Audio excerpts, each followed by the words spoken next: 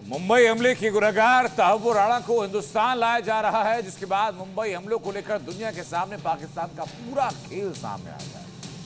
क्योंकि तहव्वुर राणा मुंबई में David Coleman Headley का मददगार है और पाकिस्तान का राजदार भी। राणा से एनआईए पूछताछ करेगी, जिसके बाद तहव्वुर राणा हर राज सामने रखेगा।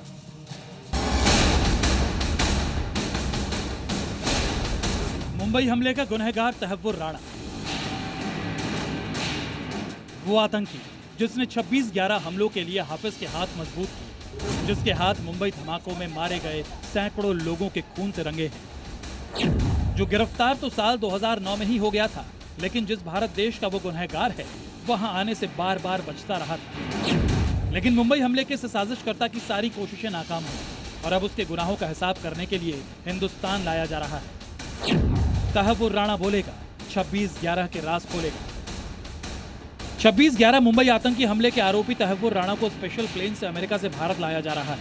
राणा को लेकर आ रहा विमान कल सुबह दिल्ली लैंड करेगा, यानी भारत का मोस्ट वांटेड आतंकी तहव्वुर राणा कल सुबह भारत की धरती पर अपने गुनाहों का हिसाब देने के लिए मौजूद रहेगा। अमेरिका से प्रत्यर्पण के बाद भारत में तहव्वुर राणा पर मुकदमा चलेगा। तहव्वुर राणा को एनआईए की अदालत में पेश किए जाने की उम्मीद है। एनआईए इस मामले में आरोपी से हिरासत में पूछताछ की मांग कर सकती है।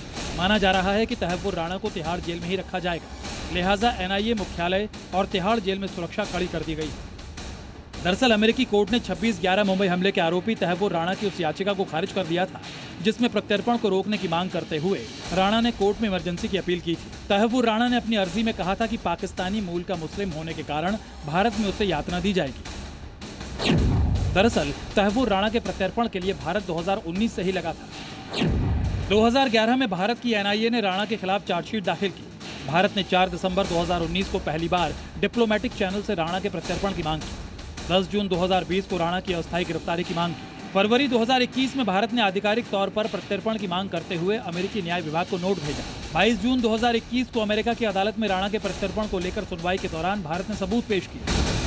इसको पकड़ा गया था जब इसने और इसके क्लासमेट और बहुत अजीज दोस्त डेविड कोलमैन हेडली, जिसका असली नाम दाऊद गिलानी था, उन्होंने डेनमार्क के एक अखबार हाइलैंड पोस्टन, जिसने प्रॉफिट मोहम्मद के कार्टून छापे थे, उस पर हमला करने का प्लान बनाया था, लेकिन वो पकड़े गए हमले से पहले। फिर हमारी शानदार agency NIA, national investigation agency ने केस लिया और हमने ऐसे सबूत दिए जो बेमिसाल थे। इसके वकीलों ने, तहव्वुर राणा के वकीलों ने कहा, देखिए जी, इसको तो सज़ा हो चुकी है ऑलरेडी, अमेरिका में ये जेल में है, तो भारत क्यों जाए। एक कॉन्सेप्ट होता है इंटरनेशनल लॉ में, डबल जेपडी, एक ही गुनाह के लिए 2 जगह सज़ा नहीं हो सकती। लेकिन अमेरिकन कोर्ट ने कहा, देखिए, इसको सज़ा हुई है डेनमार्क के कांड में, जो भारत का कांड था वो बिल्कुल अलग है, उसमें हमने अभी कुछ नहीं किया। तो फिर उन्होंने ये फैसला किया कि भारत को दे दिया जाए।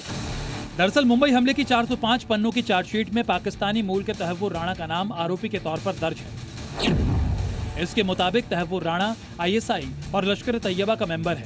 राणा हमले के मास्टरमाइंड मुख्य आरोपी डेविड कोलमैन हेडली की मदद कर रहा था। राणा ने ही हेडली को मुंबई में फर्स्ट वर्ल्ड नाम से एक ऑफिस खोलने में मदद की। ये ऑफिस उसने अपनी आतंकी गतिविधियों को छुपाने के लिए खोला था।